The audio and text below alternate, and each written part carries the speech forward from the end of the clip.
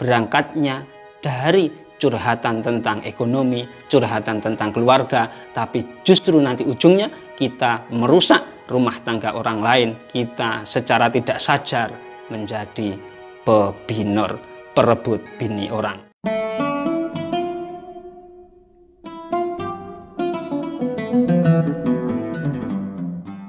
Assalamualaikum warahmatullahi wabarakatuh. Teman-teman netizen yang berbahagia, dalam menghadapi sesuatu, dalam menyikapi sesuatu, tentu semestinya kita lakukan secara hati-hati dan penuh kewaspadaan, utamanya berkaitan dengan dampak yang ditimbulkan darinya.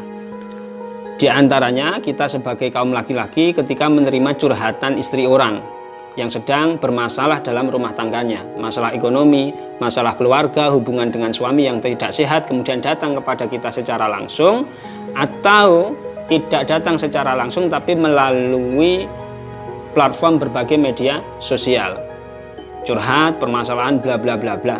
Nah, ini bagaimana kita sebaiknya menyikapi?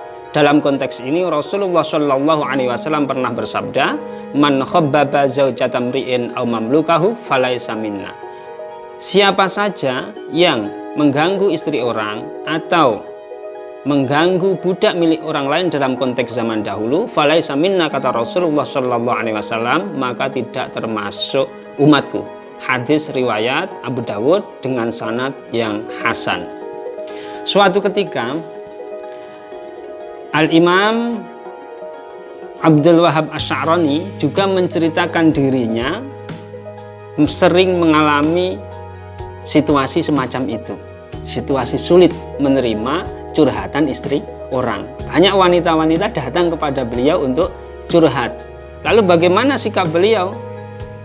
Kemudian secara tegas berulang kali setiap saat ada istri orang lain yang datang ke rumahnya untuk curhat permasalahan keluarga dengan suaminya, maka Syekh Abdul Wahab Asy'arani tidak menerimanya secara ramah tamah.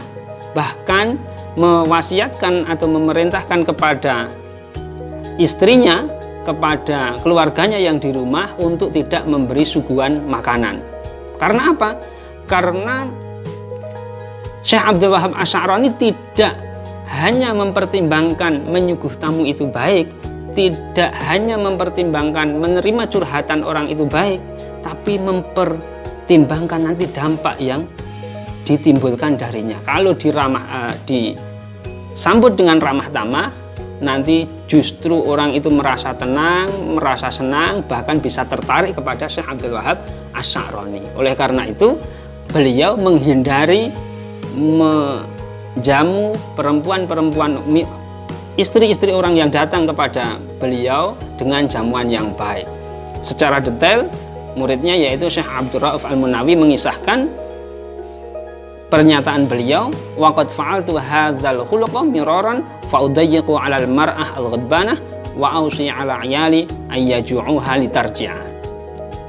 Aku telah melakukan akhlak ini, mempertahankan diriku untuk tidak beramah tamah dengan perempuan yang curhat terhadapku berulang kali, bahkan fa udayyiqu 'alal mar'atil ghadbanah, aku memberikan situasi yang sempit atau tidak beramah tamah lah terhadap perempuan yang sedang marah terhadap suaminya yang curhat kepadaku, wa ausi 'ala 'iyali ayyajuha litarji'a, dan bahkan aku wasiatkan, perintahkan kepada keluargaku di rumah untuk ayyajuha litarji'a, tidak menyediakan makanan, membuat dia lapar kemudian segera pulang menemui suaminya. Hal ini dilakukan Syekh Abdul Wahab Asy'arani karena pertimbangan apa? Memang menyuguh tamu itu baik, memang mendengar curhatan orang lain yang sedang keluh kesah itu baik, akan tapi Syekh Abdul Wahab Asy'arani mempertimbangkan dampaknya. Dampaknya kalau itu diterus-teruskan, bahkan diberi ke lapangan, diberi uang, diberi jamuan yang baik, istri orang yang sedang curhat kepada kita, bisa jadi perempuan itu justru tertarik kepada kita, merasa nyaman dan semakin benci terhadap suaminya.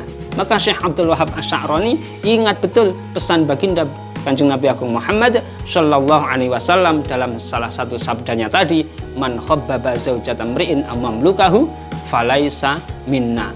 Siapa saja yang mengganggu istri orang, nah ini kalau orang yang berakhlakul karimah, baik gangguan itu secara sengaja maupun sebenarnya tidak sengaja, sebagaimana menerima curhatan tadi, au mamlukahu, atau dalam konteks dulu adalah budak-budak milik orang lain, falaisa minna, maka tidak termasuk dari umatku. Ini yang dijaga betul oleh Syekh Abdul Wahab Asy'arani agar beliau tidak termasuk dari warning yang ada dalam hadis tersebut. Walhasil kesimpulannya, kita sebagai laki-laki tentu 1-2 kali atau bahkan ada yang sering menerima curhatan istri orang, istri teman, istri saudara. Ini harus hati-hati betul. Kalau kita mengingat sabda baginda Kanjeng Nabi Agung Muhammad Shallallahu Alaihi Wasallam, teladan dari Syekh Abdul Wahab Asy'arani yang disampaikan oleh muridnya Syekh Abdul Rauf Al-Munawi atau Al-Hafidh Abdul Rauf Al-Munawi dalam kitab Faidul Qadir ala Jam'is Shahir juz 6 halaman 160. Sebagaimana tadi kita sebutkan, maka kita sebagai laki-laki ketika menemukan curhatan itu harus penuh kewaspadaan, harus penuh kehati-hatian. Bisa jadi berangkatnya dari curhatan tentang ekonomi, curhatan tentang keluarga, tapi justru nanti ujungnya kita merusak rumah tangga orang lain, kita secara tidak sadar menjadi pebinor, perebut bini orang. Semoga yang sedikit ini bermanfaat. Wallahul muwaffiq ila aqwamit thoriq. Wassalamualaikum warahmatullahi wabarakatuh.